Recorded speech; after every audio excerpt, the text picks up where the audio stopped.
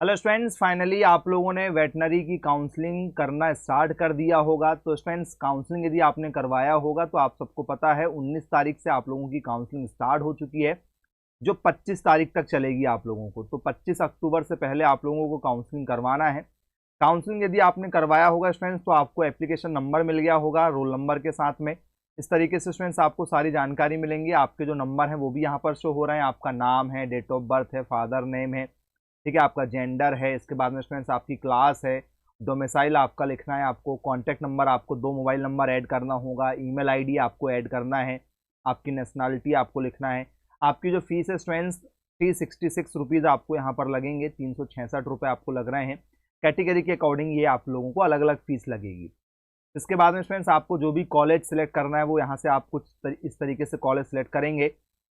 Veterinary college Jabalpur, यदि आपको Jabalpur college चाहिए तो आप जबलपुर ले सकते हैं। आपको महू चाहिए तो आप महू ले सकते हैं, या आप कॉलेज चेंज करना चाहें तो आप कॉलेज भी, ठीक है, चेंज कर सकते हैं अपने हिसाब से। जो भी आपको प्रायोरिटी देना है उस प्रायोरिटी के अकॉर्डिंग आप लोग यहाँ पर जो है कॉलेज के प्रेफरेंस को क्या कर सकते हैं, बदल सकते हैं, यदि आपने बदला होगा तो।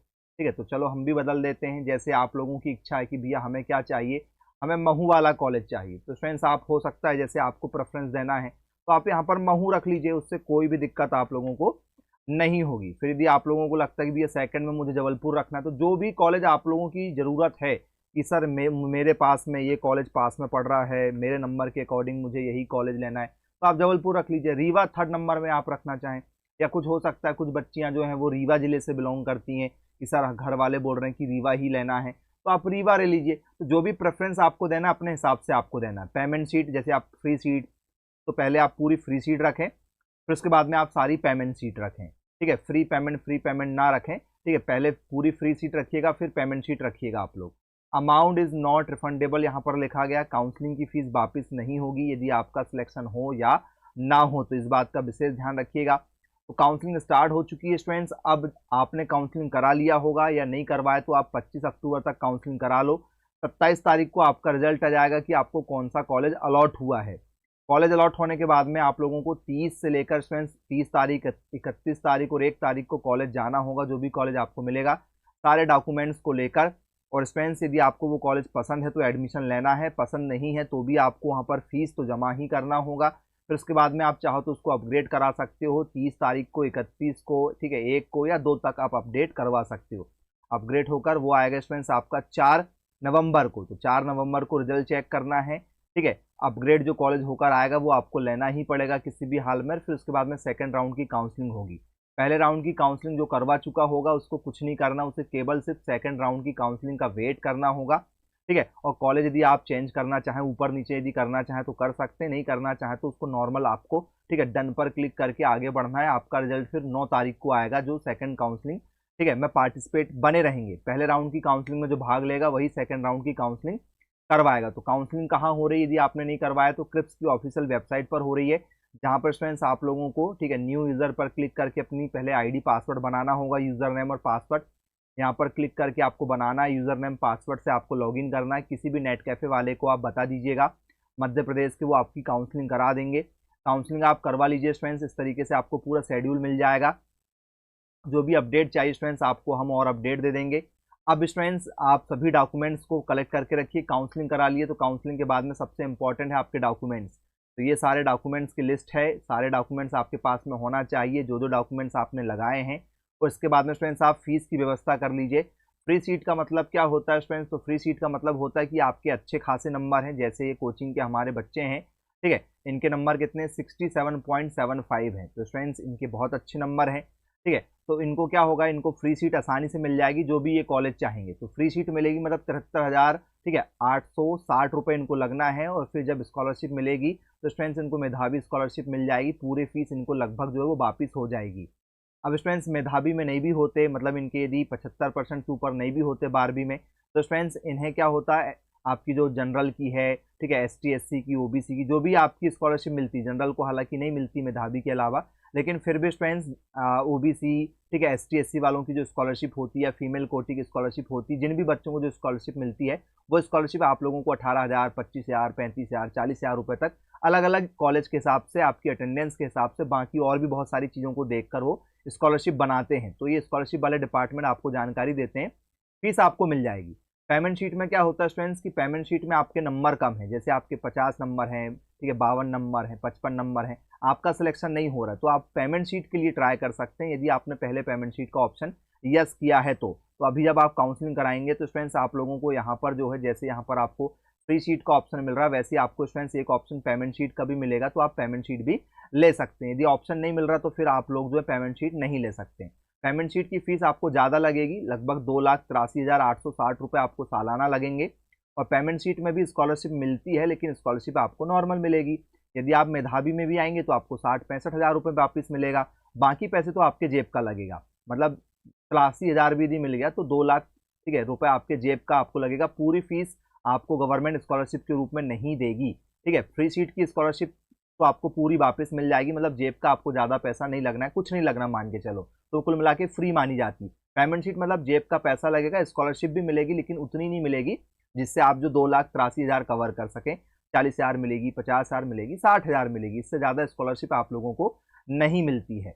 तो ये फ्री और पेमेंट शीट का आप जो है, ठीक है, देख लीजिएगा। आप लोगों के नंबर अच्छे हैं, आप पैसे की व्यवस्था करके रखिए, क्योंकि जैसे ही आपको कॉलेज अलॉट होगा, और आपको पता है कॉलेज कब अलॉट होने वाला है आप लोगों को, ठीक है, तो यहाँ पर डेट भी लिखी गई शुरुआत में, वो डेट आप चेक कर लो एक बार। ये डेट है आपकी 27 तारीख को, आपको रिजल्ट मिल जाएगा कि आपको कौन सा कॉलेज अलॉट हुआ है। कौन कौन काउंसलिंग करा सकते हैं, कुछ बच्चों ने काउंसलिंग करवा के देखा है, तो यहाँ नंबर देख लीजिए स्टूडेंट्स, इतने नंबर से यदि ऊपर हैं तो ही आप काउंसलिंग करा सकते हैं। सिलेक्शन नहीं होगा, काउंसलिंग कराने की ये एलिजिबिलिटी है कि भी आप काउंसलिंग करवा सकते हैं। तो यदि आप यहाँ पर पात्र हैं तो काउंसलिंग करा के देख लो।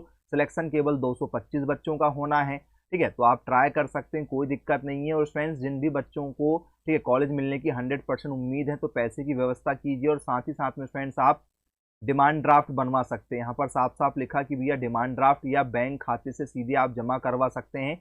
और बैंक खाते से जो आप क्या बनाते हैं, पावती, आप लोग लिखकर पैसे जमा करते हैं ना अकाउंट में किसी के, तो एक रिसीव मिलती है, वो रिसीव भी स्टूडेंट्स आप कॉलेज ले जाकर जमा कर सकते हैं। जो भी कॉलेज मिलेगा आपको, उस कॉलेज के नाम पर स्टूडेंट्स ये खाता नंबर है, ये सारी जानकारी है, इन नाम पर आप पैसे जमा करेंगे। कितने पैसे जमा करना है स्टूडेंट्स आप लोगों को, तो 73,860 रुपये आप लोगों को जमा करना होगा। यहाँ पर साफ साफ लिखा है फ्री सीट के लिए इतना रुपए और पेमेंट शीट कितने रुपए आप लोगों को, ठीक है, जमा करना होगा। घोषित छात्रवृत्ति अभ्यर्थी के बैंक खाते में सीधी जमा कराई जाएगी, तो स्कॉलरशिप आपको जब मिलेगी तब मिलना है, लेकिन अभी आप लोगों को, ठीक है, तुरंत में पैसे देना होगा। चयनित अभ्यर्थियों को सूचित किया जाता है कि आवंटित महाविद्यालय में प्रवेश शुल्क जमा करने के लिए आप लोगों को, ठीक है, डिमांड ड्राफ्ट बनवाना पड़ेगा, या आप पावती के माध्यम से जमा कर सकते हैं। शुल्क वापसी भी यहाँ पर दिखा लिया गया है कि भी आपको फीस वापिस हो सकती है यदि आप कॉलेज छोड़ देते हैं तो, ठीक है, लेकिन आपको ज़्यादा लेट नहीं करना है। इसके बाद में यहाँ पर साफ साफ कहा गया है